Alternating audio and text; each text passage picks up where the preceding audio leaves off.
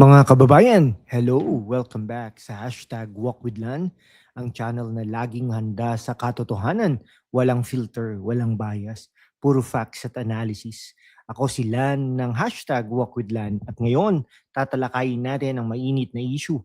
Ayaw ipagtanggol ang WPS, resolusyon laban sa China, pinigilan ng mga Duterte senators. Pero wait, bago kayo mag-react, pakinggan muna ang buong kwento. Bakit ba pinigilan daw? At bakit ito ay tama at matalino na desisyon? Imagine ninyo ha, ikaw ay OFW sa Middle East o student sa Maynila. Worried about jobs at peace. Yung mga headlines na traitor, ha? Ang Duterte senators. Fake news yan. Sa episode na ito, ipapakita ko sa inyo ang mga facts. Intellectual style, ha? Yeah, with the dash of wit. Fact, 15 senators signed Senate Resolution number 256 condemning China's embassy's remarks against Philippines officials. Pero siyam ang hindi. Mostly pro-Duterte like Bongo, Amy Marcos, Bato de la Rosa. Bakit? Dahil diplomacy over drama. Stay tuned, mga kabataan at OFWs, dahil ito ay para sa inyo. Para hindi tayo maging pawn sa geopolitical games. Hit like and subscribe para sa more. Let's dive in. Okay, una, let's set the stage. Mga kababayan, ang West Philippine Sea o WPS ay hindi lang tubig. It's our sovereignty, resources at future. Ayon sa 2016 arbitral ruling sa The Hague, invalid ang China's 9 dash line. Pero China patuloy ang incursions, water cannons sa fishermen, blocking resupply sa Ayungin Shoal. Chinese embassy attacked Philippines officials verbally, calling them provocateurs. Historically, under Duterte admin, we pivoted to China. Economic deals, infrastructure like build, funded by Chinese loans. Result, boom sa economy, jobs para sa mga kabataan, remittances, stable para sa mga OFWs. Pero ngayon, under Marcos Jr., mas aggressive stance, EDCA with us, joint patrols. Is this smart or risking war? Parang relationship, Hindi ba mas mabuti ang talk muna bago away? Yung opposition, parang ex na bitter, always provoking. China is Philippines' top trading partner. $38 billion yan, trade in 2025. Anong sanctions? Mawawalan jobs sa Pogo, tourism at export. Para sa mga kabataan, think about scholarships sa China, tech collaborations. Sa mga OFWs, stable relations means safe seas para sa mga seafarers. Now the meat. Senate Resolution number 256 filed ni Senator Rizal Ontiveros. It condemns China's remarks against Philippines officials. Basically, verbal attacks sa social media at statements signed by 15 including Jingo Estrada, JV Ejercito at iba pang opposition leaning. Pero hindi sumali ang siyam, Alan Peter Cayetano, Pia Cayetano, Bato de la Rosa, Chis Escudero, Bongo, Rodante Marcoleta, Ivy Marcos, si Rafi Tulfo ba kasama? Ewan. Bakit pinigilan? Hindi naman block sa voting, It's a non-binding resolution.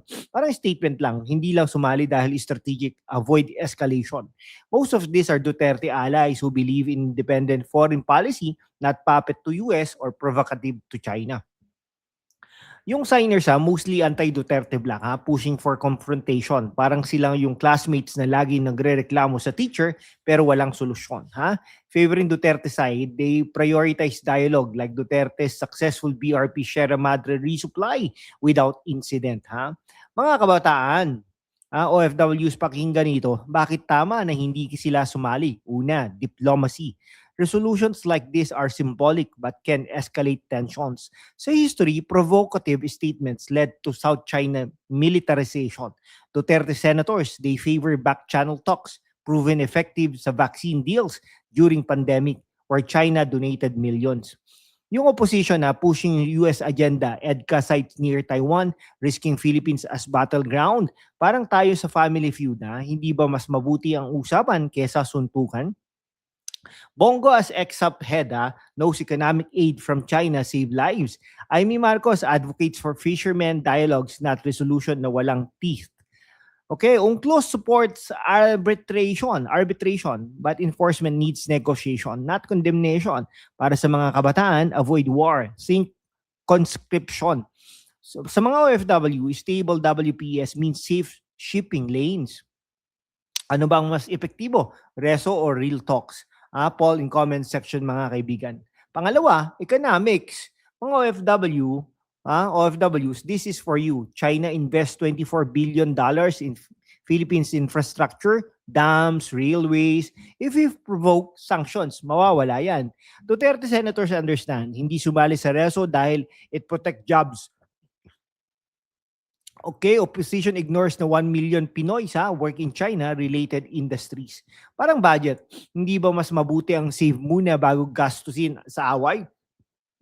Pia Cayetano, women's rights advocate, knows na economic stability helps families. Bato de la Rosa from PNP prioritizes security without aggression. Compared to Vietnam, diplomatic with China, now economic powerhouse. Para sa mga kabataan, tech hubs like Huawei partnerships, opportunities sa AI, 5G, OFWs, remittances from seafarers, safe pag peaceful seas. Okay, halfway na tayo mga kaibigan. Next, bakit bias ang media? Okay, pangatlo, media spin. Headlines call them pro-China traitors, but facts, not signing doesn't mean betrayal. No? It's critical thinking, question the narrative. Parang fake news sa TikTok, viral pero walang basis. Jesus Escudero, veteran senator, sees resolution as political stunt in Hontiveros for 2028 elections. Who benefits from tension? US arms sales, Duterte senators, true patriots like Duterte's pivot that reduced incidents from 2016 highs. Okay, mga kababayan, sa mundo kung saan ang kasinungalingan ay nangingibabaw, ang katotohanan ang unang sinisikil. Pero kasama kayo, magpapatuloy tayo sa laban. Walang takot, walang kinikilingan at laging handa para sa bayan. Sumali na sa aking YouTube channel membership sa #WalkWithLan at tulungan natin ang channel na ito na maabot ang 100,000 subscribers. Ang inyong suporta, ang susi ay kalayaan natin para ipagpatuloy ang pagbabalita ng katotohanan. Salamat at kita-kits sa laban. Okay, now, address, bakit hindi ipagtanggol ang WPS? Fact, they do through actions, not words. Signing resolution won't stop China. It might provoke. Parang barking dog, loud pero walang bite. Okay, marami pong some of them are international law expert. Pushes for code of conduct sa ASEAN, not unilateral resolution. Para sa mga kabataan, learn critical thinking.